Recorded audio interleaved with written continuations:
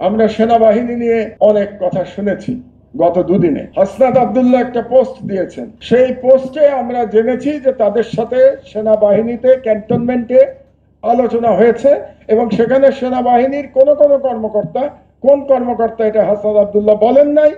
সুতরাং এ নিয়ে আমাদের আলোচনার দরকার নাই। বাট সেনাবাহিনীর ঊর্ধ্বতন কর্মকর্তারা তাদের উপরে চাপ প্রয়োগ করেছেন আওয়ামী লীগকে নিয়ে নির্বাচন করবার জন্য। আমি সেনাবাহিনীর উদ্দেশ্যে একটা কথা বলতে চাই, সেটা হলো গত 16 বছরে, এবং 16 বছরে না, গত 18 বছরে 11-11 পর থেকে বাংলাদেশের জনগণের সাথে সেনাবাহিনীর একটা দূরত্ব তৈরি হয়েছে। এটা আপনাদের মেনে নিতে হবে যে দূরত্ব তৈরি হয়েছে।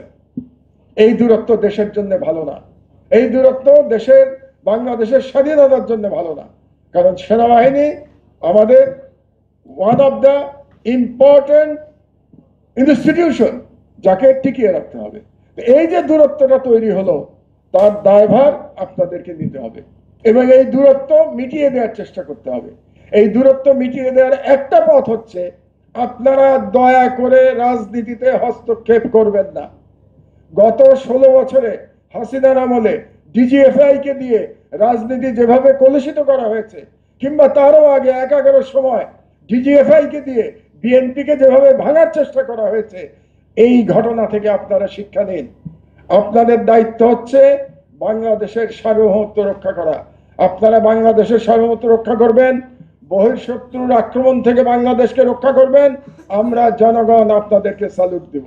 আমরা জনগণ বলতে চাই সবাই বুকে হাত দিয়ে, আমাদের সেনাবাহিনী দেশপ্রেমিক সেনাবাহিনী, কিন্তু এটা বলার মতো পরিবেশ আপনাদেরকে তৈরি করে দিতে হবে।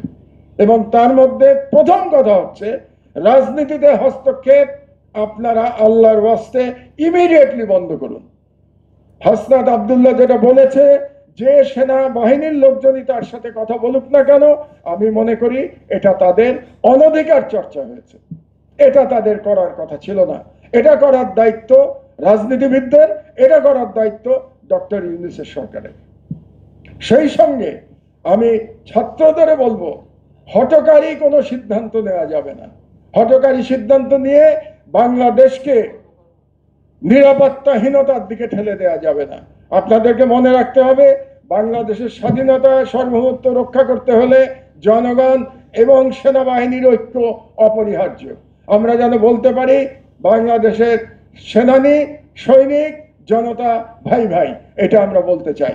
এবং একটা এক্সাম্পল দিয়ে আমি আমার বক্তব্য আর দীর্ঘায়িত করব না, একটা এক্সাম্পল দিই। প্রায় মাসখানেক আগে চাঁপাইনবাবগঞ্জ সীমান্তে ভারতীয়রা বাংলাদেশের সীমানা অতিক্রমের চেষ্টা করেছিল। সেই সময়কার একটা ছবির কথা আপনাদের মনে করিয়ে দিই।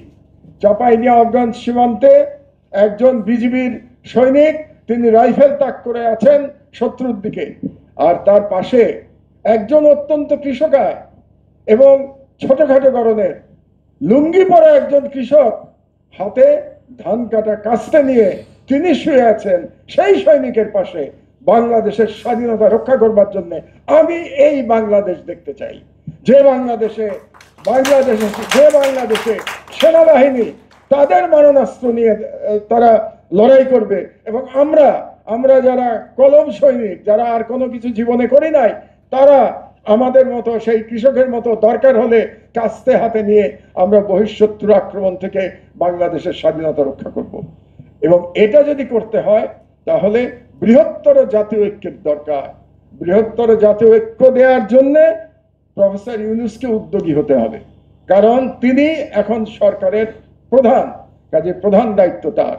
কাজেই আমি আশা করব, আমরা জানি যে ডক্টর ইউনূস একটি অত্যন্ত গুরুত্বপূর্ণ সফরে চীন যাচ্ছেন 26 তারিখে। আমি আশা করি সেই চীন সফর থেকে আমাদের অনেক কিছু অর্জিত হবে এবং ডক্টর ইউনূস সেখান থেকে সফলভাবে সফর শেষ করে ফিরে আসার পর আমরা আশা করব এই সেনাবাহিনী এবং জনগণের মধ্যে যে ইকুয়েশন, এই ইকুয়েশনটা ঠিক করবার জন্য তিনি উদ্যোগী হবেন এবং তিনি সবাইকে ডাকবেন, ডেকে আমরা একটা চার্টার তৈরি করব যে কোথায় কার ভূমিকা, এই ভূমিকা নিয়ে একটা চার্টার তৈরি করা দরকার। এই কথাগুলো আমি বলতেছিলাম এই জন্যেই, কারণ আমার দেশে গত বুধবারে এই ইস্যু নিয়ে আমি একটি মন্তব্য প্রতিবেদন লিখেছিলাম। তারপরে বিভিন্ন কারণে বাংলাদেশের পরিস্থিতি উত্তপ্ত হয়েছে এবং আমি ভেবেছি যে আমার দেশের কি অবস্থান এটা পরিষ্কার করার দরকার জনগণের কাছে, সেনাবাহিনীর কাছে, রাজনৈতিক দলগুলোর কাছে।